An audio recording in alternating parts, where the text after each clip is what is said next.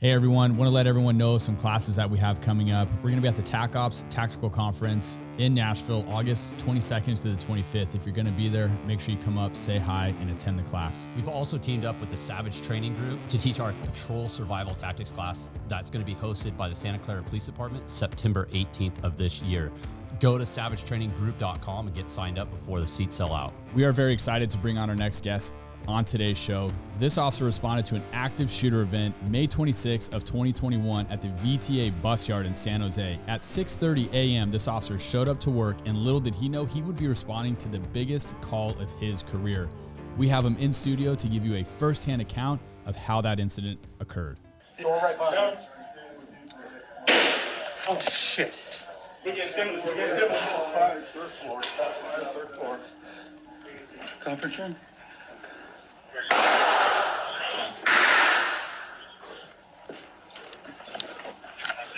Eddie, welcome. Thank you for coming in. Thanks for taking the time to drive all the way up here and hang out with us today in studio. We appreciate it.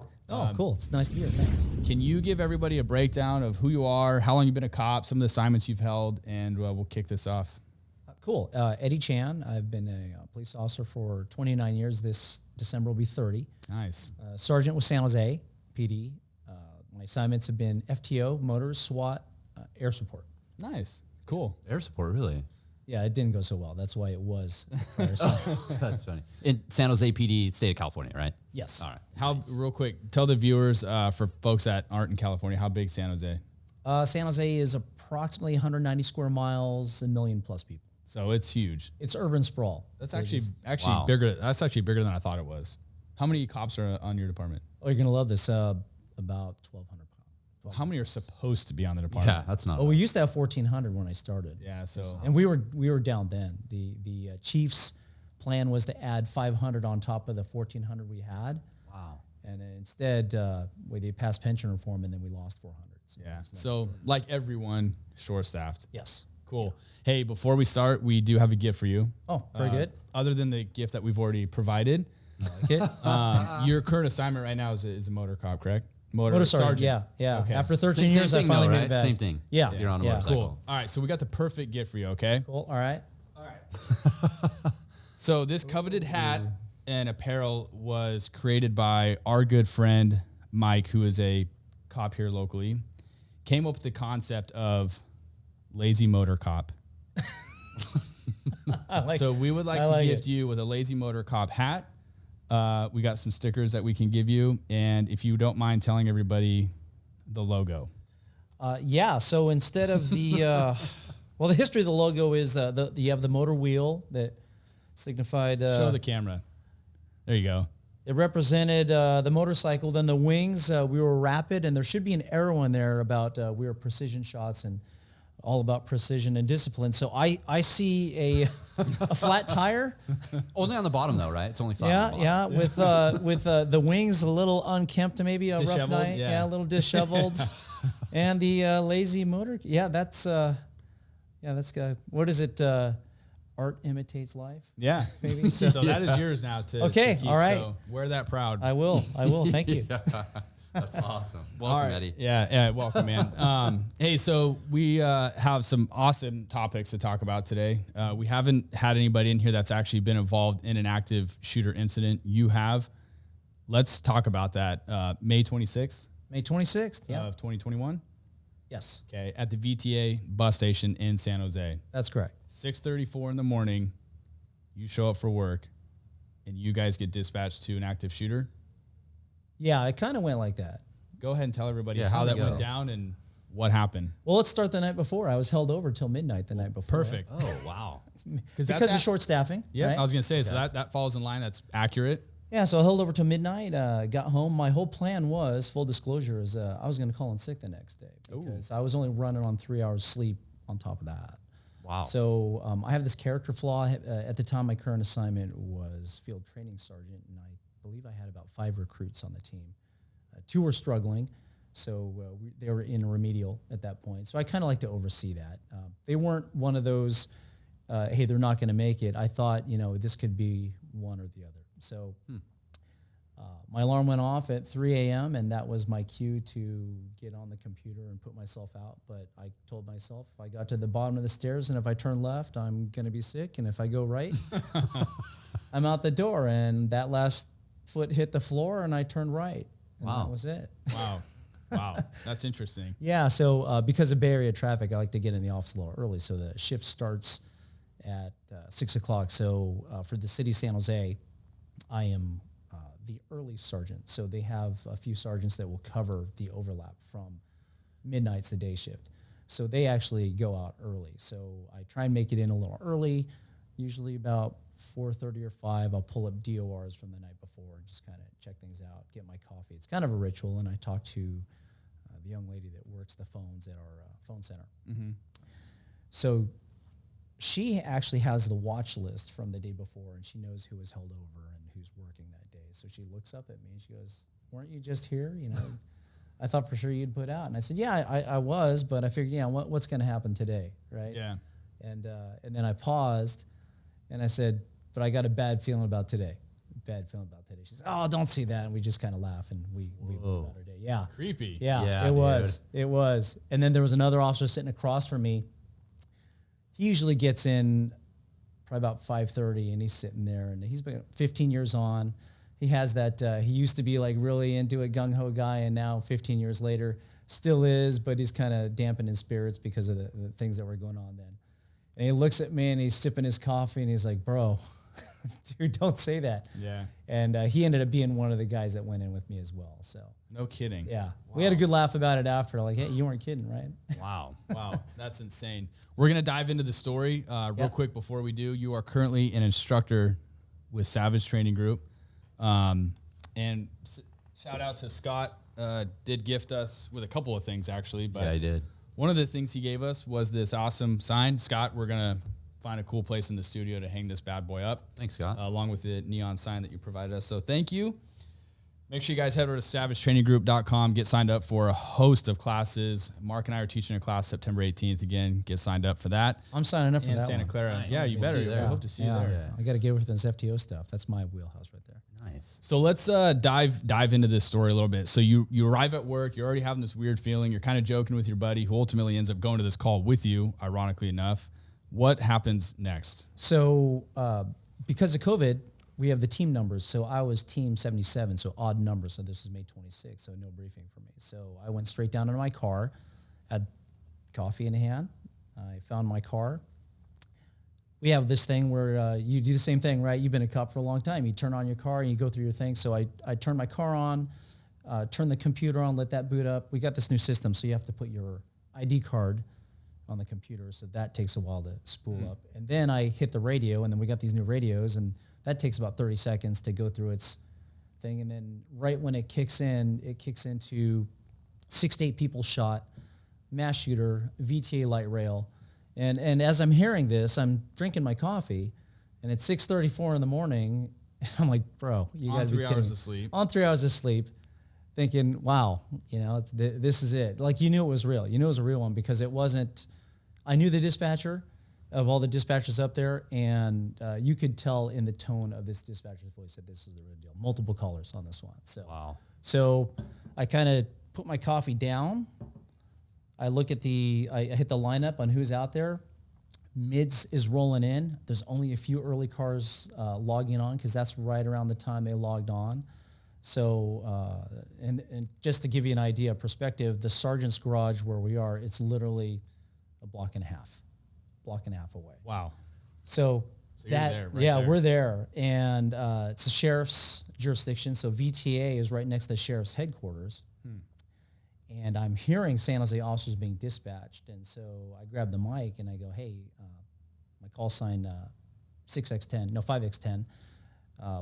How many San Jose units, and is there a San Jose supervisor? And the dispatcher replies, 5 San Jose, no supervisor. And I respond back, well, I guess that's me, so go and show me en route. So off I went, and in about 30 seconds, I land on the corner where I see officers starting to arrive. There was probably 24 or so already there. Now, these are not officers I've ever worked with either. So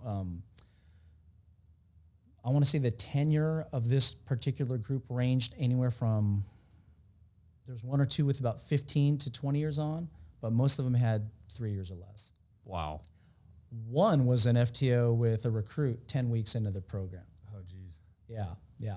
So I look at everybody, everyone's kind of going through their stuff, and I think I told you it didn't take long to get there, but I looked at one specific individual, a face that I recognize, because San Jose's kind of a weird beast. You'll see people, I might work with you for a day, I won't see you for 15 years.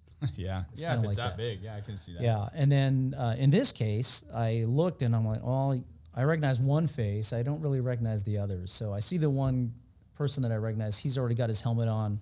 He's got his plate carrier, and he's got his rifle. This guy, he has probably about 23 years on.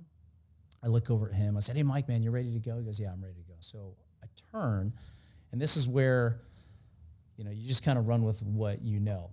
And I turn around and I see another sergeant land, and I said, hey, dude, do me a favor. You stay and establish a CP.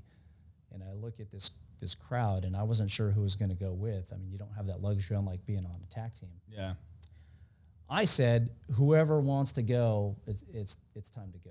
We need to go now. So I want to say 6 or 7 went with me. The radio traffic that's coming out is that the shooter is still shooting, and there's another contact team on the other side. We'll call it the C side of the building. So we're on the A side of the front. Okay. And there is a contact team, we'll call them contact team 1, that consisted of the FTO, a recruit, another officer with about 2 years on, and then 2 deputy sheriffs, one being a sergeant that was, I believe he was on their CERT team, Santa Clara County CERT, their SWAT team.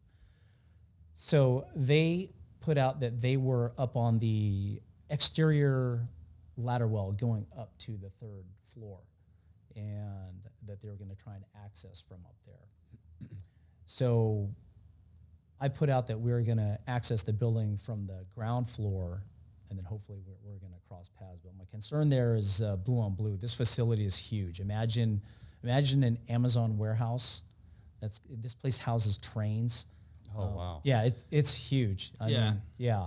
Well, I'm curious real quick, how did you guys know where to make entry? And then did you guys know roughly where the shooter was, or were you guys just guessing and you guys were just making entry through wild ass guess, man? A wild ass guess. Kidding. Yeah.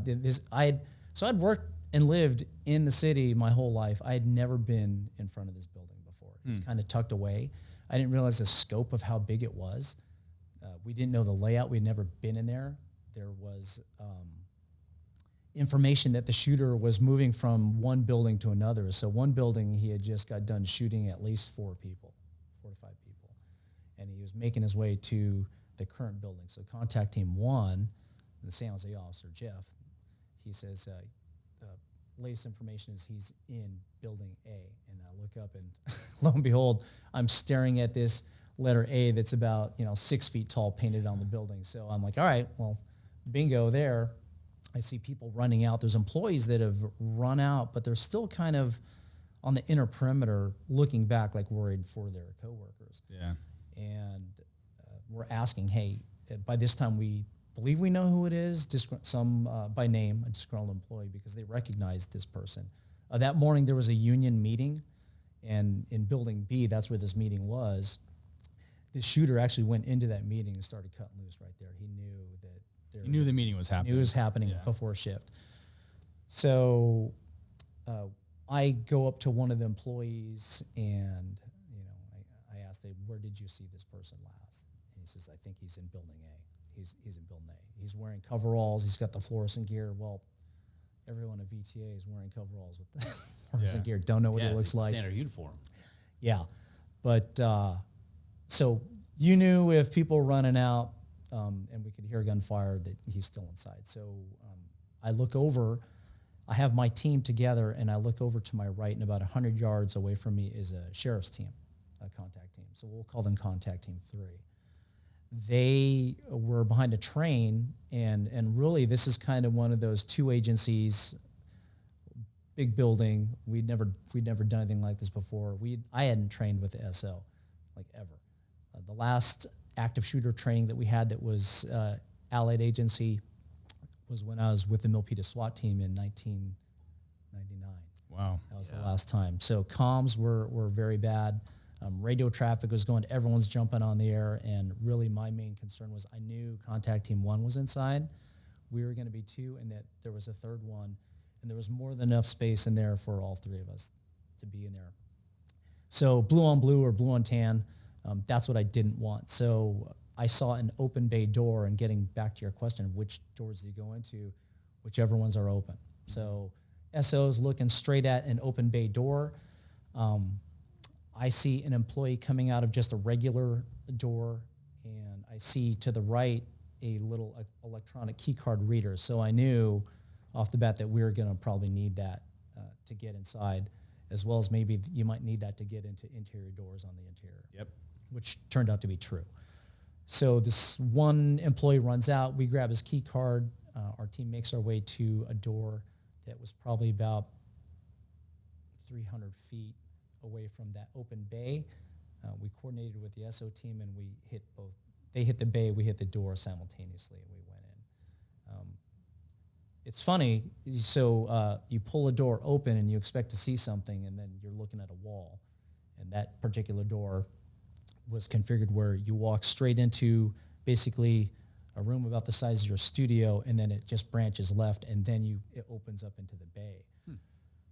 So we fly the door, we make entry, and again, these are people that were not on a SWAT team. We have never trained together. You just kind of run what you brung, if you will. Yeah. And it actually worked out pretty well. I mean, everyone just kind of fit into a place. There was no real, we had the rifle up front, and I was up front. And outside of that, I just said, hey, just eyes open, head on a swivel. We look into the warehouse. It's dark. There's multiple trains. It's multiple levels. And it's like a scene out of Call of Duty, like a level of Call of Duty, where you're looking and you go, all right, the first thing that goes to your mind is, how long has this dude been planning this? Yeah. How many nests does he have? Is he elevated? You don't want to stay in the fatal funnel, which we weren't, but, we're on the ground floor, and, we were at a very, in a bad position where. Super disadvantaged. Yeah. Anywhere in that warehouse, this guy could have taken all of us if he wanted to. So while it's pretty chaotic, while this is going on, the first thing I'm looking for is any stimuli, if you will. So I can smell it. I can smell the gunfire. I can smell gunpowder. So I know it's close. I don't hear any screaming. I don't see bodies down on the ground floor. Dispatch is putting out conflicting information saying shooters down on the first floor. He's 1055. On Which the means first floor, which means he's gone. For those of you that don't know. Yeah, so I'm looking on all around, and everywhere I see, I don't hear anybody. So whoever's there is either already deceased or they're hiding. I don't see a shooter. I don't hear a shooter. So bad information. I didn't have time to get on the air to say negative. That's because contact team 1 says we hear shooting upstairs. So it being dark, this huge warehouse, I told the team, I said, run the wall until we find the staircase. So we didn't have to go too far. I want to say it was probably about 75 feet of wall. So we ran the wall like rats, which is another bad place to be. Yeah. Just trying to find a staircase. So we find the staircase, and then that's where we end up meeting contact team 3. They had just made their way to that point. And Mike, the guy with the AR that was our point, I got to hand it to him. Fearless, man. That guy ran right past these guys, didn't even hesitate, up their stairwell. And for me, my prior SWAT training is you don't just run up the stairs. You just kind of like look straight up, and someone's got to cover high while the rest. So I do that, and out of the corner of my eye, I see Mike just rip right up the stairs. And what I didn't hear and what I didn't see was there was an employee that was hanging over the third floor landing, and he had both his hands extended. And this is what Mike told me. Both his hands extended, saying, "Hey, I'm not the bad guy, but he's up here. I'll show you where he's at." So that's what Mike saw when he initially went in. So he got a good flight of stairs ahead of me, and the rest of the team was bottled up on me. And so I just dropped my weapon. I said, "Let's go. It's time to go." So we start like literally sprinting up the stairs. I'm carrying my 870 that I purchased back in 1986, but it's only the shell. I got the Van Comp barrel, and and I'm thinking, okay, so I got the side saddle, I got Van Comp, I got my lighting, I got a ghost ring. I don't like the ghost ring in the dark. And now I'm reassessing, do I just transition to my pistol at this time? But I said, all right, we got to have long guns on front. But as I'm running up the stairs, of course, when you're running as fast as you can, guess what goes flying out of my hand? Out goes the shotgun, and midair, they tell you not to grab it. So I decide to actually let it hit the deck first, that simultaneously as I pick it up and without losing a stride. And I felt a hand behind me actually keep me from hitting the ground or hitting the stairs. And that was actually very helpful because without breaking stride, I was able to make it up. And nice. After watching some footage, I guess the same thing happened to someone back in the back. This dude was running and he hits the stairs. He goes flying and someone grabs that person. Wow. So the momentum was good. We get up on the third deck and it's a smaller workspace. And this employee, he's a hero, total hero. He stayed up there knowing this guy totally cut loose. He's armed himself with a wrench. He's standing up there with a wrench. Well, good for him. And he's like, hey man, he's down there. And so like, of course what goes through your mind is, all right, this guy is he rendered safe? I don't know. We don't know if there's one shooter working in conjunction with someone else, but you just kind of got that urgency that, this guy's telling the truth. You have to run with your gut. So he takes us to a set of double doors. So this double doors goes into a long hallway that ends in a T. And he points his head. He actually points his head in there and he goes, I think he's down there. And all of a sudden we hear shooting. And so, when you think like things can't get worse. So going back to how this story started, hey, I got a bad feeling about today. Oh, man. Then you're sitting in the car, hey, 6 to 8 people shot. Then you land at the rally point. You go, I don't recognize anybody. And then you hit the building and it's all dark and you're like, oh, dude, this isn't good. Now, it's like worst case scenario. And it just keeps getting worse and worse because now it's a hallway that's only about, I don't know what the standard is. I'll just say 8 feet. Yeah. 8 feet. And we look down, and so now I'm looking down this hallway. It's probably about 75 feet long, terminates in a T. The employee did say, hey, I think he's down there. So at the end of the hallway, if you go right, is the control room, and that's where Contact Team 1 ended up. So backing up, while we made our way up through this staircase and into this hallway, Contact Team 1 went up their exterior stairwell. They run into an employee who happened to just open the door, and it was fortuitous that he did that because they wouldn't have been able to get in. So that's the control center for the entire place. So that employee that ran out, his brother actually works for us as an officer. No kidding. And so they look at him and he goes, yeah, he's back in there. So they cleared this control room. So they're inside this control room while we're entering the hallway. If you turn left, opposite of the control room, that is another office. And outside of that office, there's a little table, and that's where the shooter was. The shooter was waiting right there. So we hear some more rounds. Door right behind us. Oh, shit. We get them five, third floor. Third floor. Conference room? I don't know they're in that control room yet. And when I'm looking down the hallway, I'm just going off of what I know. I see double doors, double door, double door. So 3 sets of double doors. So that tells me there's probably a warehouse storeroom to the left. It's probably big. So the last shots I heard, my whole team, we ended up in that hallway, which is another shitty place to be. Oh, yeah. Yeah, I mean, I'm thinking, oh, dude, again, gets worse. And so I'm trying to make the determination, is this sound coming from an adjacent room that's wrapping around, or is it coming from the end of the hallway? And so that was one of those, well, don't be wrong, just pick, don't think, just do. So we see a door and we boot the first door to our left. First we try it, then we boot it and it's barricaded. So we knew it was barricaded, and if it's barricaded, that means someone inside barricaded it. Yeah. And Smart. more than their likely, part, yeah. probably survivors, right? So Mike goes in there, he identifies himself, and while this is going on, the radios are really, really loud, no earpieces or anything like that. And he calls out, he hears people inside. He goes, yeah, we got survivors inside. As we're addressing that, now we hear more shots at the end of the hallway. So now we know he's at the end of the hallway. So we advance at the hallway, and then we kind of stop because it was just 2 shots. It was boom, and then boom, and that was it. And ultimately what that ended up being was the shooter was right around the corner, and this is just me thinking that he heard us. There's no way he didn't hear us.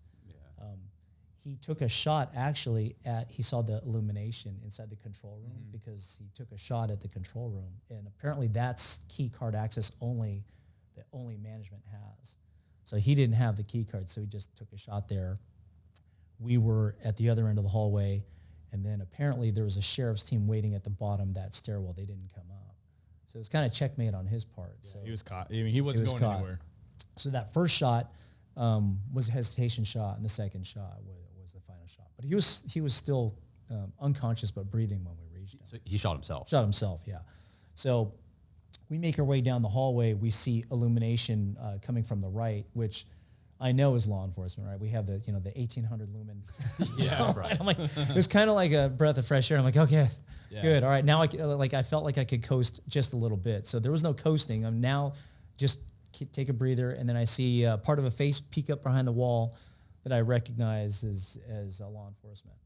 And so I said, okay, good. So now we can go methodical, and we round the corner, and the shooter in the table, gun in hand, gun on the floor, backpack full of rounds. He had a duty belt on, mags wrapped all around his body. Ended up having a pistol in the small of his back, and a holster in the small of his back. Pull that stairwell. Stairwell. Pull that stairwell. Top side's clear. Okay, you hold this. Yeah, hold over here. Oh, the gun. I see the gun in his hand right here. Okay, stand by. Yeah. Let's just clear it off. Hold this. Cover me. I'm gonna hold on the body of the gun. You hold right on the corner. Hey, I got somebody down here. Get the gun. Hey, can you hear me? We had a contact team would stand by him, and we ended up going into the office that he just got done shooting killed 3 people in there, and there was a 4th survivor. We cleared that. One of the survivors on the ground was still conscious, still breathing. Each of the victims, it appeared to me, took a magazine to the face. I mean, I called it severe animus. I mean, this guy clearly was angry, right? So everyone looked like they had a mag dump in their face. We cleared that office, and then there's one sub-office inside that was still locked from the inside. So going back, remember the sergeant that I told you, hey, man, establish the CP? Well, it turns out he said, F that. He ended up going inside with us. Really? So there was no CP. There was no CP. So this is just run and gun, right? Yeah. So I tell him, hey, I'm going to coordinate a extraction team. We're going to get the survivors out. And because the shooter was still breathing, we're going to bring him out. I need you to clear this office. Someone's in here. It turns out there was another survivor inside there, and she was pushed in there by one of the victims outside, and he said, don't open this door. And shuts the door, and that's when the shooter went in and finished all of them off. So did that guy make it, or he didn't make it? He didn't make it. More on that. He saved her. Her. So now I can feel things are kind of going static because I don't hear any more shooting. I'm pretty confident that this is the only suspect. There was no additional information that went out. Contact team 1, they said, hey, he's still alive. So I put my supervisor hat on. I look over at the contact team 1 had that sheriff's sergeant. He's already on the phone. He's doing his thing. So I figured I would just help out. And I said, hey, just give me a warm zone. We'll start do the extraction. So I coordinated San Jose, pulled out the suspect. Sheriffs were waiting for him downstairs. And then we pulled out the victim that was inside. So down the stairs, out to the area. So this is the important part. So we get to just outside the building, and I don't see fire. And I heard somebody say the scene is secure for fire. And I look up the road, and about, I'm going to say 500 yards, I can see the trucks, and they're not moving. So I run up there with the officer in the morning in the office, said, hey, let's go get him. So we run up there and make contact with the fire. I said, hey, dude, we got a victim in there. He's waiting for you. He goes, we can't go in. So why can't you go in? He goes, no one established ICS yet. Yeah.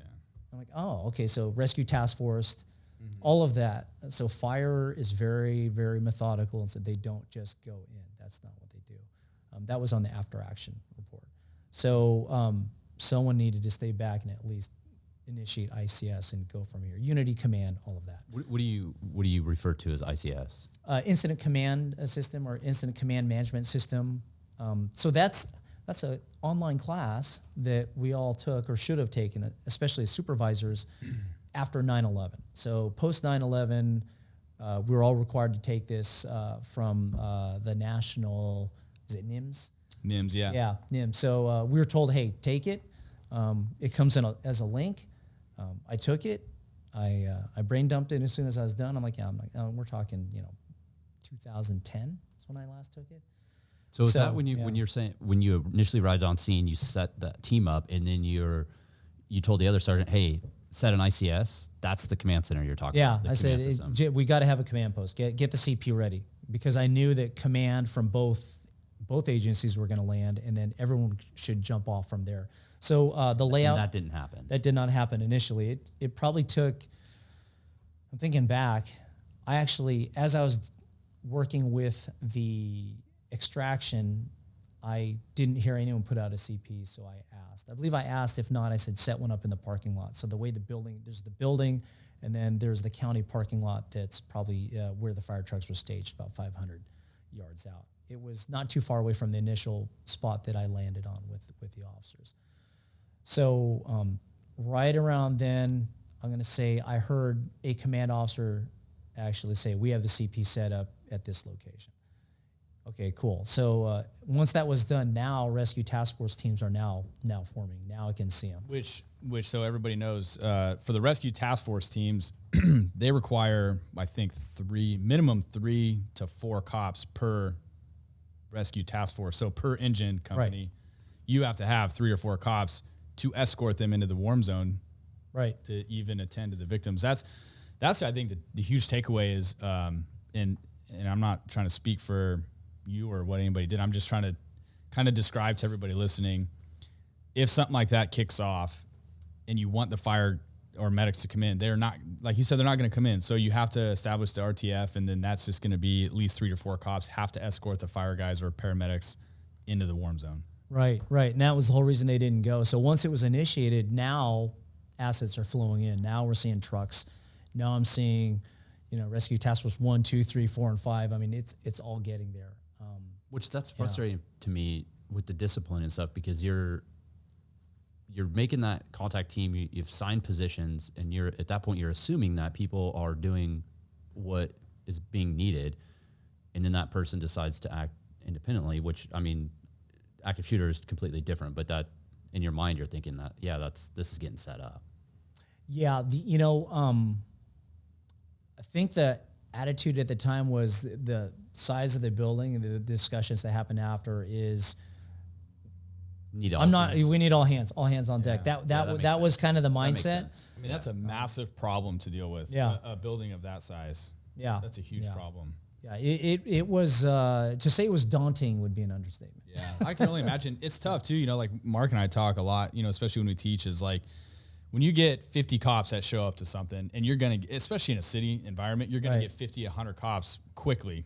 Right. And the problem with that is then you're going to get 50 to 100 independent thinkers.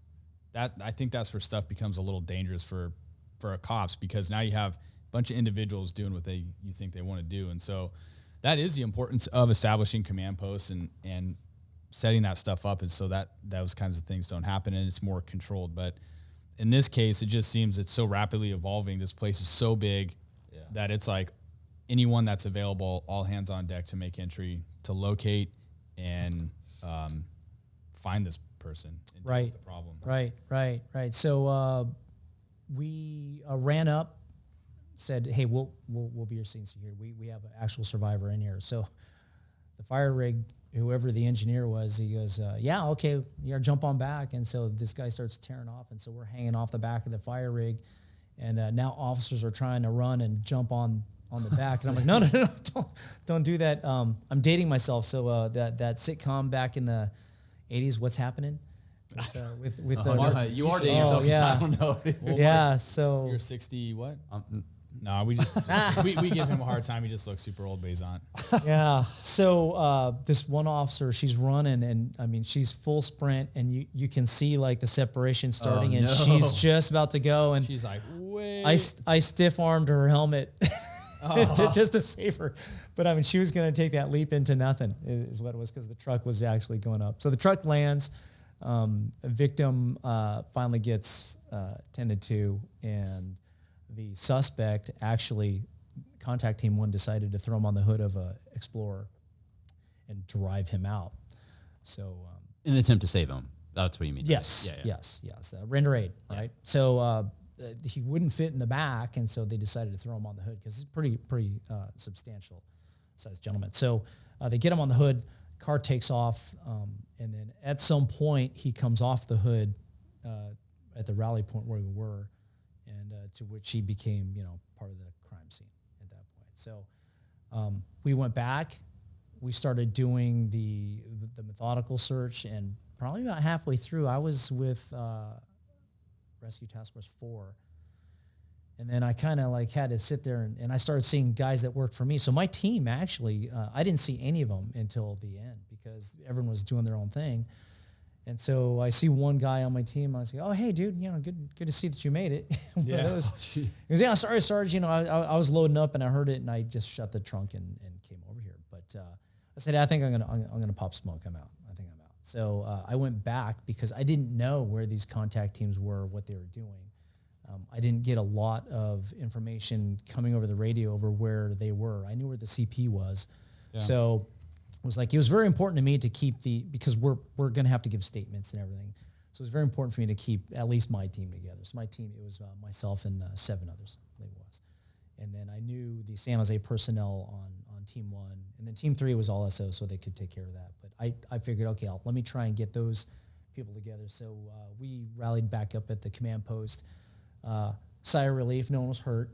And, I was thinking, man, this could have gone so wrong in so many different directions at any point in time on that timeline. But to give you an idea, from the time we landed to the time we made contact, 3 minutes and 47 seconds. Oh, shit. Yeah, that's impressive. I mean, they say statistically, what is it, from the time the first shot's fired on an active shooter event to the last shot fired is 1 to 5 minutes. Yeah, So damn.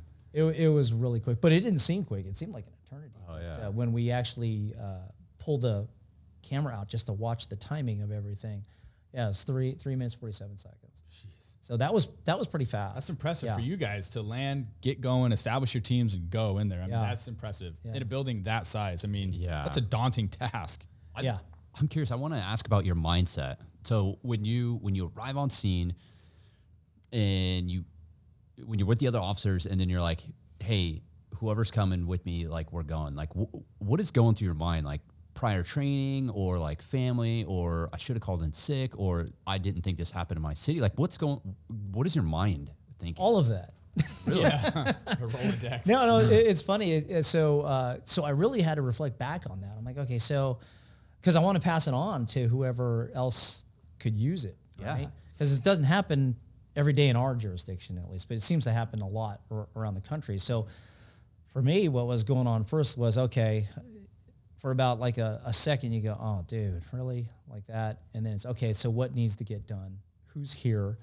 And I'm looking, I'm going, I don't know the expertise level. So, unlike being on a team where who's the long gun and who, I don't know. So that's why I just said, hey, and I could see, people almost in disbelief. They're there, but they're thinking, they're still on that, oh, dude, they're at that phase. So that's where I go, hey, I don't know who's where, but I know that whoever wants to go is going to go.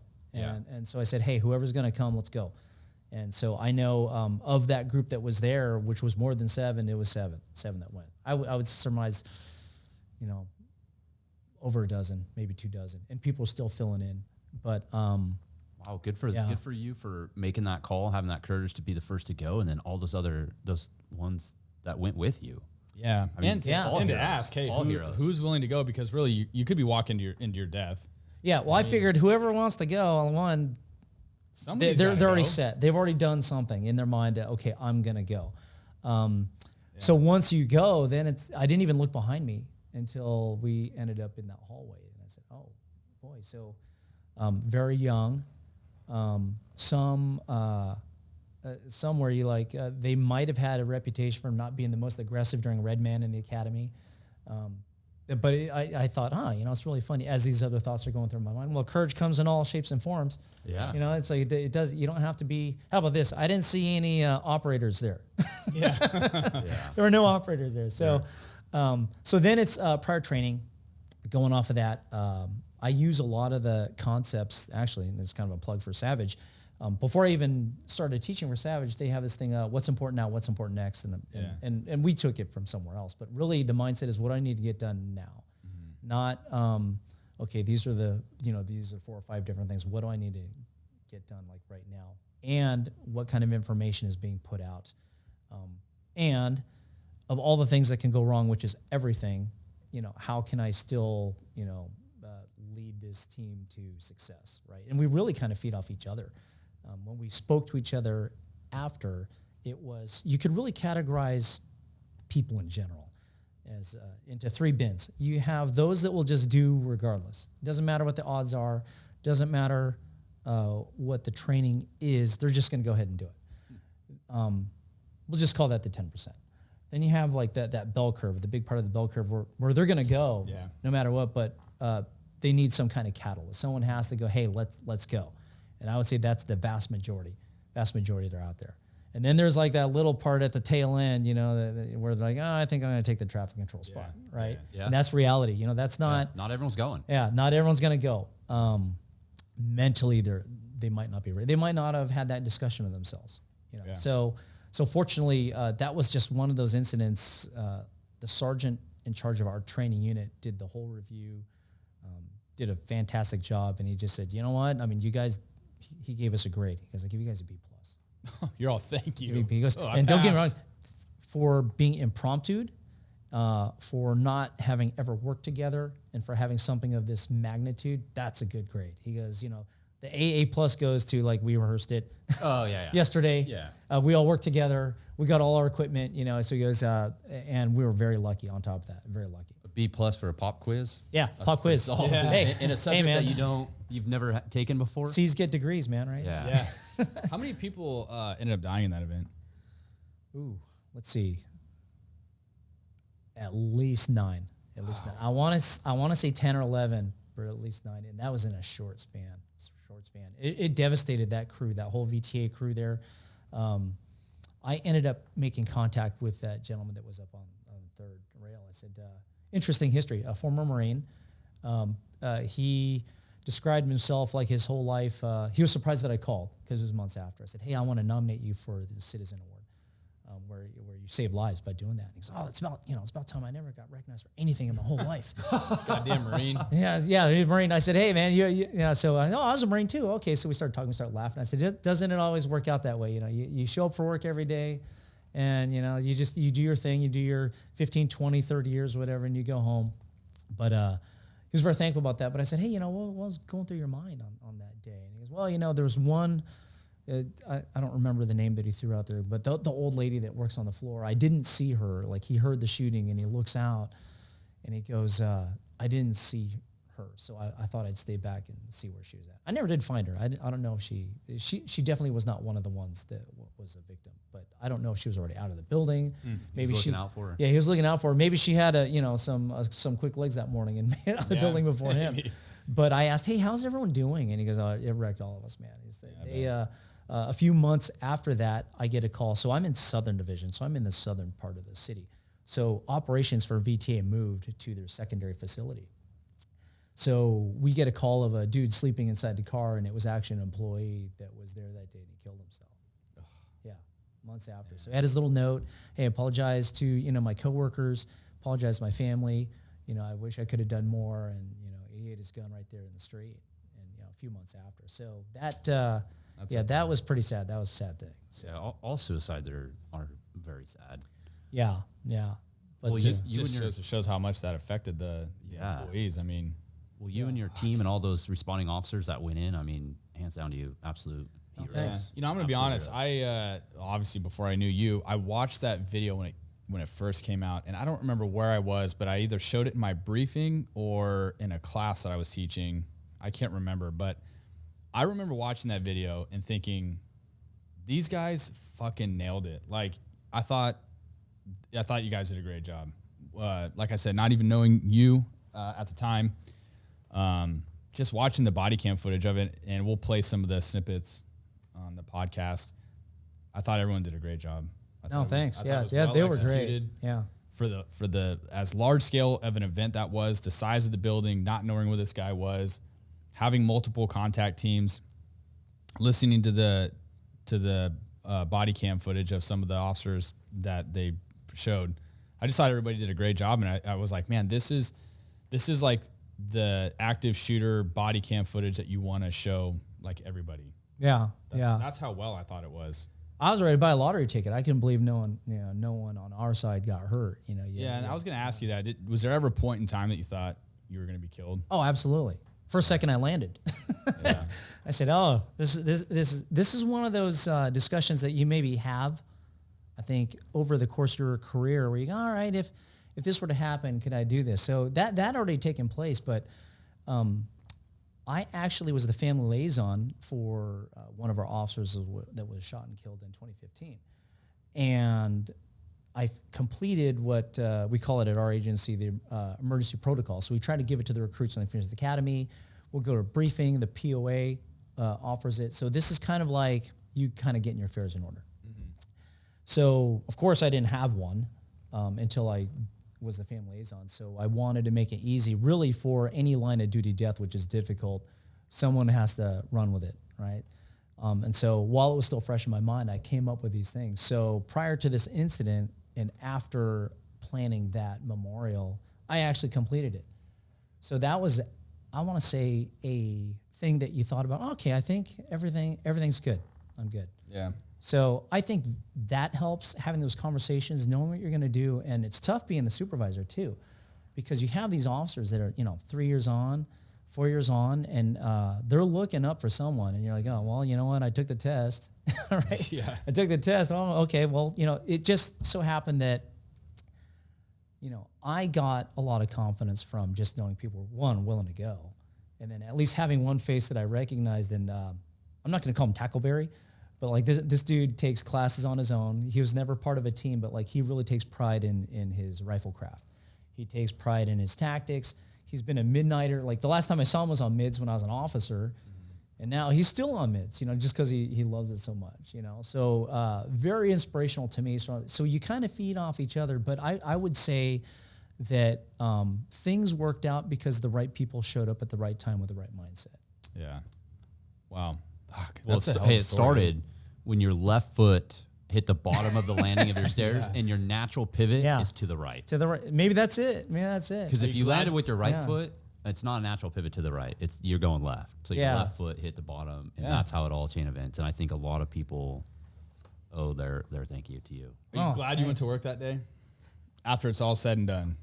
I think I am. I don't know. I wish I would have prepared more, I think, for me.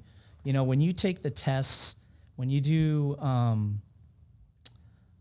NIMS, right? So I told my guys, I said, hey, you got to take this seriously now.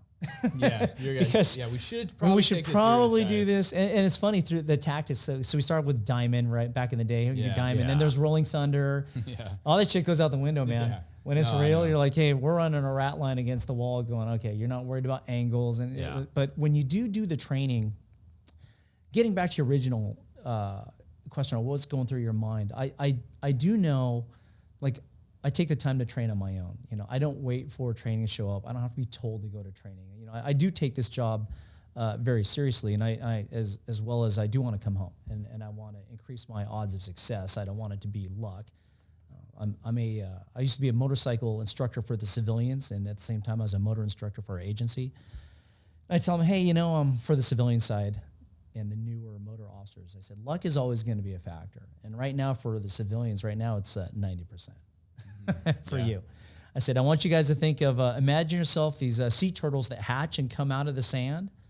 That's you right now. It's dumb luck whether you can make it to the water, ocean, let alone come back, right? Yeah. And then for the motor officers after the motor academy, I tell them, hey, that's 50%. So now you know how to ride a bike, but now you got to be a cop on a bike, and now you got to actually do cop on the bike in traffic with these cars that are insulated, Bluetooth, music.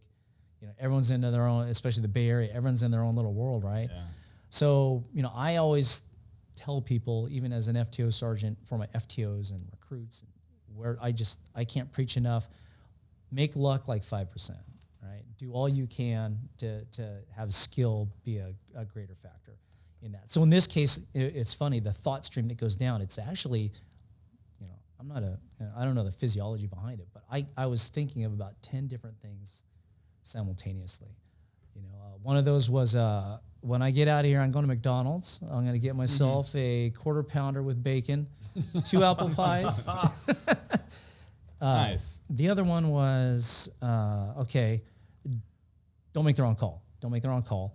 The other one was you get a heightened sense of visual, auditory. It's kind of like the Matrix when Neo's looking down at the end of the hallway and you're seeing everything. You can see everything. It's crazy.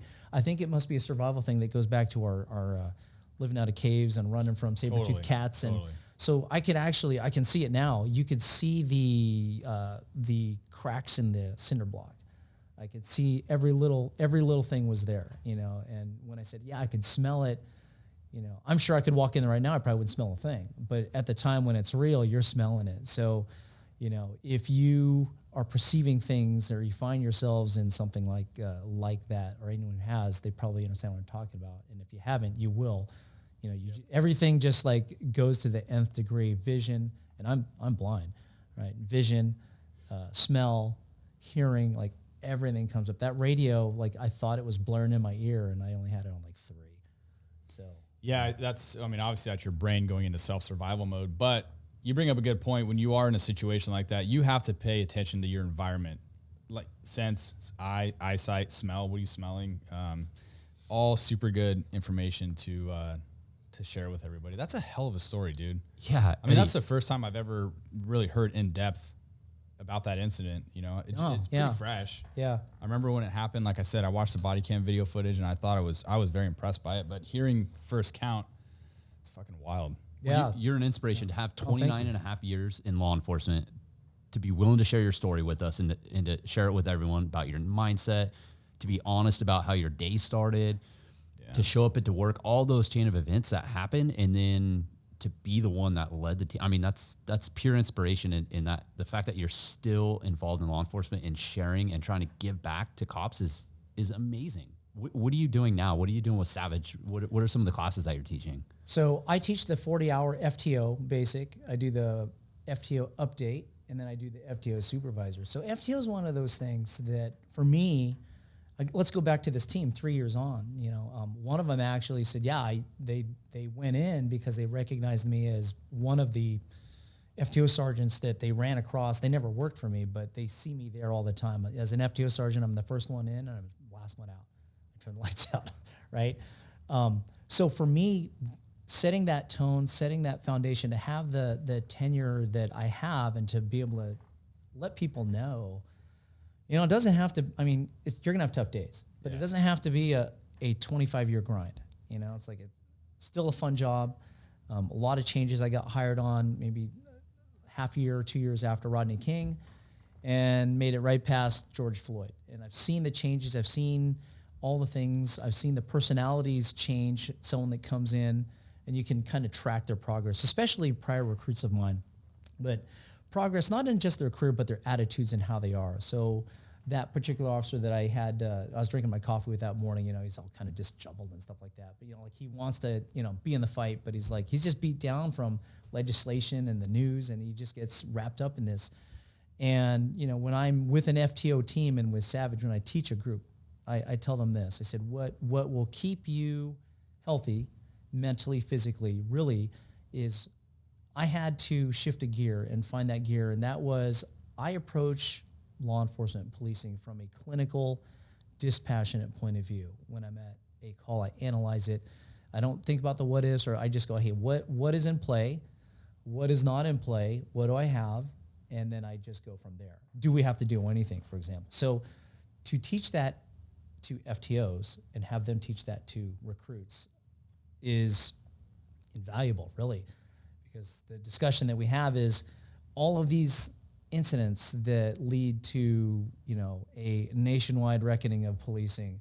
It's always patrol cops. It's patrol cops, Yeah. right? Yeah. So got to get it right. And I tell them, hey, imagine this. You got to bat 1,000 for 30 years. Every day you got to come in. You got to hit every single one out of the park. You can't miss. And if you do miss, are you going to be able to recover from that error or not? And, it only takes one. I said, you just never know. Going back to the VTA, I said, the right people at the right time. You know what? Sometimes it's the wrong people at the wrong time. No, right? you're right. That's a good point. Wow. So so I try and do that. So for Savage, I do the FTO. They have a whole host of classes that take working cops that have been very successful in whatever their wheelhouse is, and he puts them out there. So I didn't seek that particular job out. They just kind of found me. And I think that was about 3 years ago. And I said, well, this would be a cool thing to do, like, in retirement. And that was kind of my plan. And, what's that run is, okay, you're one bad day away from retirement. I said, dude, I've had plenty of bad days already. It doesn't get worse than that. Yeah. So, now to be able to, I've been in motors for like the last 6 months. It's kind of how I wanted to go out. I planned that back in 2001 when I lateraled over from my first agency. I said, you know what, I'm going to see if I can finish out of here as a motor officer or a motor sergeant. And so I didn't know that process was going to take 13 years. Like here you are. Top Gun, just riding a wheelie into the sunset. Oh yeah. So literally, every day I ride in, I because I'm responsible for the training now. So my shift goes from 10 to 8. So my guys are there at 10. I'm usually rolling in around 8 in the morning. And to get to San Jose at 8 in the morning from where I live, I'm leaving at like 6 in the morning because I got a lane split like 50 miles. Jeez. Oh my God. But I'm loving every second of it, man. Nice. I'm sitting there. Hey, the other day, 69 degrees, sun's barely coming up. Got my cool leather jacket. Going, you know what? This is it. Then you got here and it's 108 degrees. Well, yeah, I shed that jacket. Yeah, last night You I text wasn't. Kyle. Yeah. Kyle's like, hey, Eddie's here. And he's like, just have him wait outside in the sun. We're like, what? It's good for you. Yeah, It's vitamin D. yeah. I got home yesterday and I was trying to explain to my oldest son, who's in the academy now. Yeah, I can control whether I sweat or not. And my wife's like, oh, that's bullshit. You can't do it. No, you really can. And so my son goes, how do you do that? You just tell yourself it's not hot. Yeah. That's it. He's oh, okay. Just like that. But no, it's funny. Those are the little things that you do to make it through the day. And you turn around and now you look at everyone at the department. And I looked at the seniority list. All my academy mates are gone. My recruits are now getting promoted to sergeant. FTOs now are my lieutenants. In fact, my current traffic lieutenant, it was an FTO for me. Wow. And so it's cool to kind of watch this, and it's kind of like I have a front row seat at the table. I see this stuff. I have the tenure. I'm still in it, but I don't have to really do the work that I was doing for like the last 13 years working the east side, all 3 shifts, both sides of the week, every holidays, recruits, nonstop that whole time. And now I'm just kind of chilling and doing the thing. I still show up on the bike, I'll do my thing. But it's nice. This is the breather of my career. This is where now I can spread. I'd say you've earned it. Spread it, yeah. It's a breath of fresh air to have you here. You can ride in with your LMC hat. I am looking good. cool, Yeah. dude. I'm gonna give this the day shift. This What, is what there you are go. some other motor jokes? I've only heard one funny one. The tire's only flat on the bottom. Like, what are some other funny motor jokes? oh God. Come on, What is everyone it? says I it to you. don't think you can ask a motor guy that. I Yeah, think they get don't offended. know. I don't. Are we supposed to make jokes about you? Yeah, I think that's how that generally works. what I thought maybe because we knew you, we'd get some more insight from it. Well, I do know this. So this is my second tour in motors, and nothing's changed. My lieutenant just came in. He was traffic investigations. He was never in motors. And I said, you've probably figured this out that motor cops are kind of a strange group, very eclectic. It is. They have a soft spot in my heart because it's really hard to pass. And then once you pass, now you're out there every day in the heat, the cold. Yeah. There's nothing fun about it to me. No, it sucks. I It like really does. riding. Except for riding a wheelie Don't into the get me sunset wrong. like Yeah. Tom Cruise, man. Yeah, I Yeah. love riding motorcycles, but I'm like, dude, you're out there when it's scorching hot. It ain't like you're out there just joyriding. Yeah, I mean, you're yeah. stop and go constantly. When Every it's cold. contact is terrible. Everyone's mad at you. Oh God, but in the end, what it's about is, I took on this team that they didn't know who I was. They heard they heard my reputation, and I said, hey, I'm not here to run you into the ground or anything like that. If you can do a regular qual, and you're good with it, just qual. Don't struggle. If you struggle, we'll work on that. But if you want to reach the next level, come see me, right? And so a few months go by. And then they're like, hey, we know you do these motor competitions, and Yeah. do you think we can do Fairfield? Yeah, sure. All right. Do you just want to do it, or do you want to win? Do you want to try and win your class? Well, we want to do as best we can. So, okay, cool. So you just kind of get some buy-in on that. And so they thought I was going to force it down their throats. These guys, whoever adheres to this. But for me, it's kind of like, hey, do your thing. There's the standard, but how you influence behavior. For example, I still wear the tall boots. I wear the breeches. I wear a different uniform. Those tight pants. Yeah, tight pants. Got to have tight pants. Yeah, John and course. Ponch. Yeah. But You need that flexibility in them. Oh yeah. well, yeah. So if you get the right ones, you got 5-way stretch. So anyway, so you do it every day. Sorry. I had to think about that. I'm like, 1, 2. Yeah. So you dress a certain way. You sweat the big things, not the little things, and then everything just kind of coalesces around it, right? So next thing you know, everyone's wearing the tall boots and a new uniform every day because they want to know. Well, the reason they don't want to wear Class A is it fades out pretty quick, which it does. I said I change out every day. It's a 4-day work week. I wear one uniform on Monday, and it sees daylight 4 Mondays a month. That's it. That's how you get longevity. Yeah. If you got, don't be a cheap bastard. You go buy your stuff, right? Yeah. You got to buy it up front, and so they start doing these things with you. And so I kind of talked to Scott Savage about that, because we're talking about this leadership class that we want to put together, not the post 80-hour thing this is like class? real class Well, like what this. I was gonna say is what you're talking about is leadership. That's right. what leadership is. Yeah. So these are these little conversations that we have, and so I'm like, so Cinco de Mayo, we're out there, and I'm kind of old school, so I still have I use a leather jacket, but of course, the last time I wore my leather jacket was 1998, so I was 160 pounds with a 29-inch waist and a little bigger now. I'm like, it's kind of tight, but so I found a old school company down in San Diego that actually still makes a jacket that I like, so I got it, and my guys saw it on Cinco de Mayo as we were wrapping up, and one of the crustiest guys that would basically wear the sack goes, that hat's for you. he goes, hey Sarge, where'd you get that jacket? Oh, I'm glad you asked. So I sent him a link, and they asked how much and how do you do it. Next thing you know, my whole team's got the jacket. No shit. That's like cool. out of their own money, and now that guy came back from vacation for, I think he was gone for 3 weeks. We had training yesterday, and he shows up. I didn't have to tell him to show. He shows up by himself because he wants to get better. So it's just these little things that we do on a daily basis that contribute to something big, like the active shooter, right? So I do the small things for that. So it's just little leader. things. Yeah, it's just natural leadership, I guess. To try and put something together like that, where if we've known those leaders, supervisors that they hit every class, they do all these things, they take every test, yet somehow they seem to miss the mark. Not that they're doing the wrong things, but it's almost like they're trying too hard. Yeah. Oh yeah. There's definitely those people that I don't think they feel confident. I think it's a confidence thing. Yeah. They know they're not confident, and so then they're projecting that, and then they have to compensate by trying too hard. Right. It just doesn't flow. It's just not natural. So to try and catch something like that before it gets there, and to get the mid-career person that's, maybe wants to be a corporal or a sergeant on the list, or maybe they are a sergeant, can be a lieutenant, to have something like that, these are discussions that we all talk about on the line. Like, hey, why can't they just do that? And yeah, there's some things that they might know that we don't, or some things that they might be concerned about that concerns their boss and not necessarily us. But, to be able to do these little things and then get... I hate the word compliance, but basically, I had a Marine captain. I was in the Marine Corps. I had this captain. He never had to tell me what to do. I knew what he needed, and I did it. And then I did it to the best of my ability. And then I would do a little more. Not to brown us, but we loved this guy. This guy did not have to wear his rank at all. I mean, he was very, very beloved man. And I went, wow, how do you... I know the Marine Corps didn't build that. The Marine Corps has its way of building leaders, but that was very different to me. So I went, well, if I could strive to be that guy, right? So when I was getting ready to get out, I thought I'd sit down with him and I said, hey, Captain, and this guy had been a captain for a long time too, so he should have been a lieutenant colonel. Yeah. And probably because of how he wasn't part of the club, I guess. It wasn't infantry.